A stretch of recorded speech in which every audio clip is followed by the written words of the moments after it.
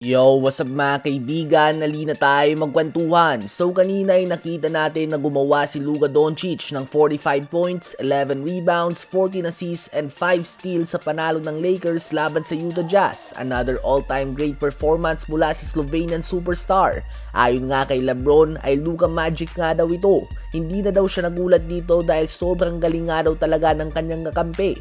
Well, si LeBron nga ay napakadami ng Hall of Famers o future Hall of Famers na naging kakampi sa kanyang 23 years sa NBA. Mapa D-Wade man yan, Kyrie Irving, Chris Bosh, Carmelo Anthony, Shaquille O'Neal, Ray Allen, Rajon Rondo, Russell Westbrook, Anthony Davis, Dwight Howard, Derrick Rose at iba pa. Kung talent lang naman ang pag-uusapan ay walang duda na si Luka ay nasa tuktok ng listahan na ito. One thing nga ang gumawa ng stats na ganito, another thing ang gawin ito habang kakampi mo si LeBron.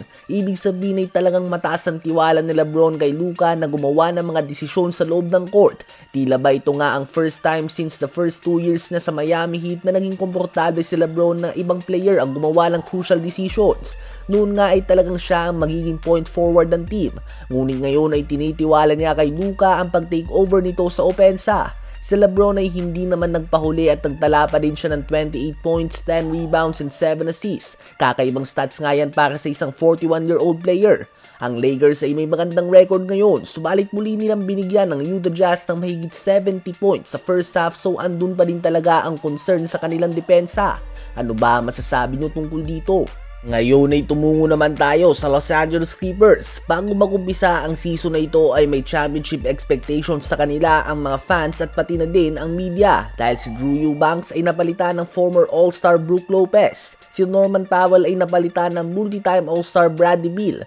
Dumagdag din ang Hall of Famer Chris Paul at pati na din si John Collins. Ganun pa man ngayon nga ay sinasampal at tinatadyakan sila ng realidad. Tinalo pa lamang sila kanina ng OKC Thunder dahilan kung bakit bumagsak na ang record nila sa 6 wins and 21 losses ngayong season.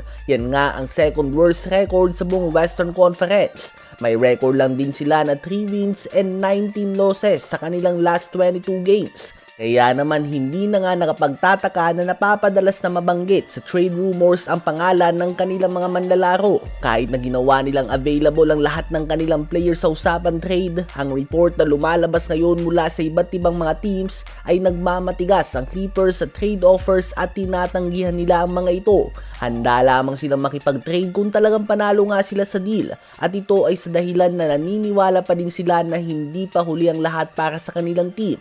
Sa palagay nga nila ay kapag nakabalik na daw si Derrick Jones Jr. ay mapapadalas na ulit ang kanilang mga panalo. Ito ang rason kung bakit ayaw muna nilang i-trade si Ivica Zubac, James Harden at Kawhi Leonard.